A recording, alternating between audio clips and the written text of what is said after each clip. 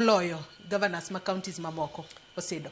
Erokamano ahinya Joyce kuom penjono, kendo ng'enyne an kaka Kevin Osido kendo kata kaka jatatije mar County Governance Watch ok aheroga mar mondo anon report mar joma wanyalo luongo ni competitors wa.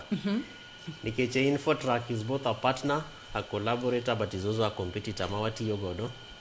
Nikech as County Governance Watch wabende watimo nonro e counties kendo report ma wagolo pile pile luongo ni County Governance Index manyiso ni ong'iyo ni to sirikache mag kor gwenge gitiyo nade, to ang'ono gini gigo ma oluongo ni enablers of good governance, ang'o gini ma gitimo mamiyo jopiny nyalo dwaro neno ber ma sirikal mar kor gweng timo.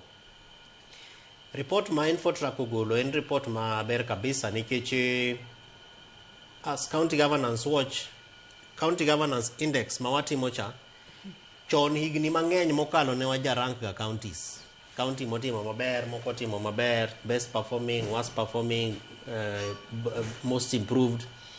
To ne wayudo ni mano ok en yo ma ratiro, nikech counties are unique in their own ways. King'iyo landmass manyiso ni size mar county, king'iyo budget ma counties yudo, ing'eni nyalo wacho ni ng'ato timo maber e pi, to kara ne gi agree as a county ni budget ma wadwa timo mar 2025-2026 wadwa emphasize priority miluongo ni pi. Koro kinyal pime gi ng'atno motimo priority mare as agriculture kaka koro Trans Nzoia. Mamano koro en gap mar jogo matimo nonro kaka wan Infotrak kini and many others yudo. Omiyo wan kaka County Governance Watch normally watimo gimiluongo ni CGI intra-county. Manyiso ni ng'iyo county achiel gi en, ere kaka agriculture timo weche mag pur, weche mag thieth, weche mag ndara, nikech ok inyal kawo ni county moro idwa pimo kaka Nairobi, ok inyal pimo gi Lamu. To mano en gima waseneno katimre, but gima yie godo e report ma Infotrak otimo en ni giluonge ni performance index, manyiso ni koro gitemo ng'iyo ni to governor ka governor eno perform e yo machalo nade, ere kaka otiyo tich moripo bed notiyo. To Joyce kuom nonro magigolo inyalo yudo ka gitemo move away from gima ne gijatimo wachon miluongo ni wadwa rank governors.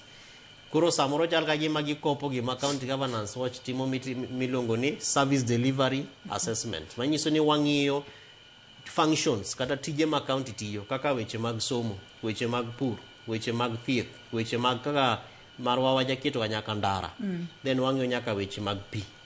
Taneno ka Infotrak omedo weche mag energy kata mag teko.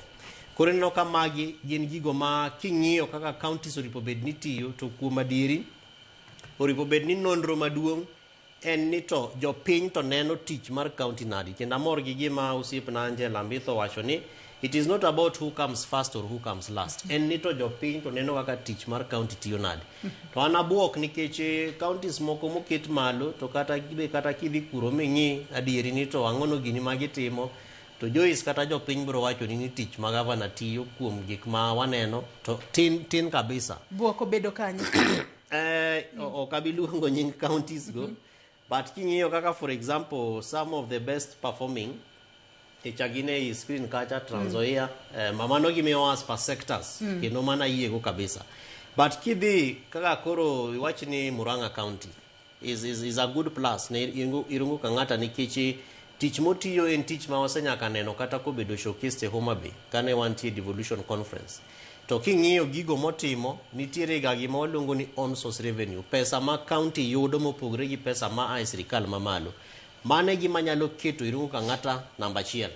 Ting'e ni ber devolution en ni kan gima iluongo ni financial resource, manyiso ni in gi omenda moromo. To Joyce onge gima ok nyal timo e county. Omiyo mane momiyo aparo ni Murang'a County is one of the reasons momiyo bedo ranked as number 4. I mean number 1. Kadhi Homa Bay has to be very critical nikech king'iyo investments mag national government against county government. Apano ripo bed ni Infotrak adhi mbele magichak ng'iyo ni to what is the budget ma sirikal mamalo osekete Homa Bay County on what specific sectors. To national government gi county government kata budget, ere kaka budgets goromo. Nikech king'iyo gigo ma wan kaka wang'iyo weche mag ndara kata mana enablers kaka blue economy, a lot of those investments gin gigo mitimo gi sirikal mamalo. To king'iyo comment ma governor ma Tharaka Nithi Mudhomi Njuki owacho en ni pod nitiere tije mang'eny ma constitution marwa o devolve to county governments, around 14 functions. To ng'eny functions go pod omak gi sirikal mamalo. Omiyo bende dwaro ni mondo wa assess ni to sama watimo nonro kaka koro ma Infotrak golo ni, ere investment mar national government e county, to pesa di mosekete e county no, to budget ma county assembly ma county no oketo en pesa di, to gitimo ang'ono gi pesa no. Adwa ni mak paro no gi kanyo, to bendi wacho point moro makare ahinya nikech owach kata ni nitiere